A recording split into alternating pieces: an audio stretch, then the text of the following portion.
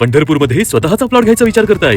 पंढरपूर शहरापासून अगदी हाकेच्या अंतरावर आणि विठ्ठल मंदिराजवळ असलेला हा प्रोजेक्ट तुम्हाला नक्कीच आवडेल. शिक्षणाच्या दृष्टीनेही परिसर उत्तम आहे, कारण सिंहगड कॉलेज समोरच आहे. तसेच नर्सिंग कॉलेज आणि भविष्यात होणाऱ्या मेडिकल कॉलेजच्या शेजारीच हा प्लॉट प्रोजेक्ट विकसित होत आहे.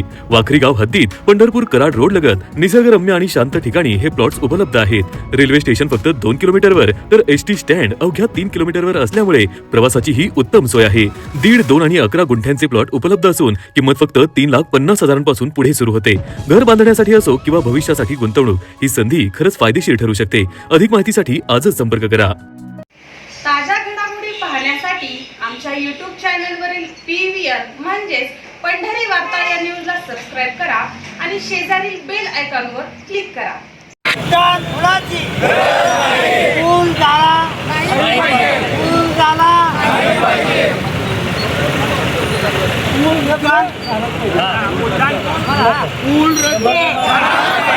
पंढरपुरात प्रस्तावित कॉरिडॉर असो अगर इतर कुठलीही विकास कामे, याबाबत कधी विरोध तर कधी निकृष्ट कामांची चर्चा, यामुळे कायम माध्यमातून लक्ष वेधलं जात असल्याचं दिसून येत आहे. पंढरपुरात सध्या वाखरी ते छत्रपती शिवाजी महाराज चौक या रस्त्याच्या काँक्रिटीकरणाचं काम प्रगती पथावर आहे. तर पंढरपूर कृषी उत्पन्न बाजार समितीपासून सुरू होणारा उड्डाणपूल कर्नल भोसले चौक येथे उतरणार आहे आणि यातून वाहतुकीची मोठी कोंडी सुटण्यासही मदत होणार असल्याचं म्हटलं जात आहे. परंतु या उड्डाणपुलामुळे कृषी उत्पन्न बाजार समिती ते भोसले चौक या रस्त्यावरील दोन्ही बाजूच्या व्यावसायिकांचं मोठे नुकसान होणार असल्याचं म्हटलं जात आहे. यातूनच 2 वर्षापूर्वी कर्नल भोसले चौक परिसरातील व्यापाऱ्यांनी या उड्डाणपुलाविरोधात आंदोलन केलं होतं. यावेळी बोलताना नागेश भोसले यांनी हा उड्डाणपूल कैकाडी महाराज मठाकडल्या बाजूने वळवावा असंही म्हटल्याचं दिसून आलं होतं. त्यामुळे उड्डाणपुलाचं काम अजून सुरू झालं नव्हतं. त्यामुळे त्या आंदोलनाची फारशी गांभीर्याने दखल घेतली गेली नव्हती.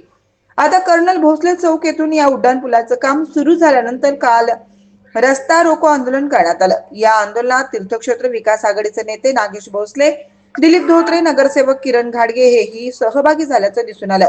आता उड्डाणपुलाच्या या सुरू असलेल्या कामाबाबत पंढरपूर नगरपालिकेच्या नगराध्यक्ष डॉक्टर प्रणिता भालके या काय भूमिका घेणार याकडे पंढरपूरकरांचं लक्ष लागून राहिलंय.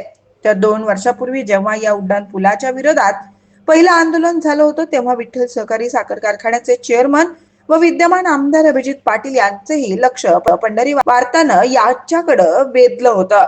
तेव्हा पहा काय म्हणाले होते आमदार अभिजित पाटील. रस्त्याच्या व्यापाऱ्यांचं म्हणणं असं आहे की आमच्यावर खूप मोठा अन्याय होणार आहे. घेणार आहे कारण त्या उड्डाणपुलाची सुरुवात मार्केट यार्डाच्या पलीकडून होणार आहे आणि ती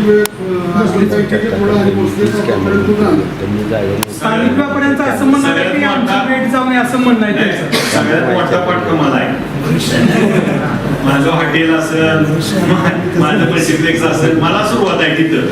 आपण काय माहित आहे का, काही ठिकाणी काही गोष्टी आहेत, परंतु आज ज्या काही आपल्याला अंडरग्राऊंड मधनं पाण्यात जावं लागतंय ही पण समस्या अख्ख्या पंढरपूरची थोडंफार त्या. आणि 2 गोष्टी असतात बरं का, की काही गावामधून ओव्हरब्रिज गेले, मोहोळ सारखं गाव ओव्हरब्रिज गेलं म्हणून काही त्या गावची बाजारपेठ उठली नाही. त्या बाजारपेठेला जे ठराविक गिरायक आहे जी त्या कामासाठी ते ब्रिजच्या खांदून येत.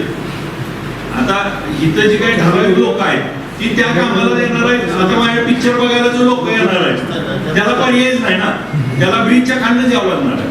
आणि आपण अशी सोय करून घेऊ यांच्याकडनं की जास्तीत जास्त मधनं पास सोडता येतील, जेणेकरून लांब न पडून यावं लागणार नाही. आणि सर्व्हिस रोड तर आहे, त्याच्यात 6 पदरी तो रोड आहे आणि दोन्ही बाजूला सर्व्हिस रोड आहे.